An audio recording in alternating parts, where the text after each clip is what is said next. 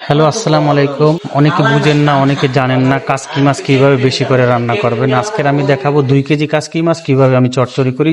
রেস্টুরেন্টের স্বাদে হয় না, অনেকে বোঝেন না। আমাদের এই টিপসটা খেয়াল করলে অবশ্যই রেস্টুরেন্টের স্বাদের মতন হবে। আমি 1 কেজি পেঁয়াজ নিয়েছি কুচিয়ে, তারপরে আদা রসুন দিলাম, তারপরে হলুদের গুঁড়া, মরিচের পাউডার দিলাম পরিমাণ মতন। এখন দেবো 150 গ্রাম কাঁচামরিচ স্লাইস করে নিয়েছি। এখন লবণ দিলাম স্বাদ অনুযায়ী, তেল দিলাম প্রায় 300 গ্রামের মতন। এখন সুন্দর করে মেখে নিতে হবে মশলাগুলো। তারপরে আমি কিছু পরিমাণ গরম মশলা পাউডার, তারপরে ধনিয়ার গুঁড়া, জিরার গুঁড়া দিব পরিমাণ মতন।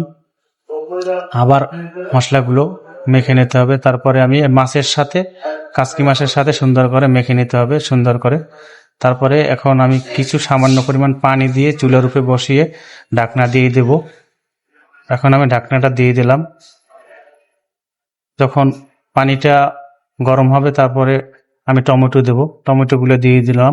এখন পানিটা শুকিয়ে ফেলতে হবে, পোড়া পোড়া করতে হবে। পোড়া পোড়া করলে কাসকি মাছের স্বাদটা বাড়ে। এখন আমি ধনিয়ার পাতা দিলাম এবং জিরা পাউডার, গরম মশলা পাউডার দিলাম। খুবই স্বাদের এই রেসিপিটি আপনারা বাসায় ট্রাই করবেন। আমার এই পেজটি ফলো করুন প্লিজ, দয়া করে।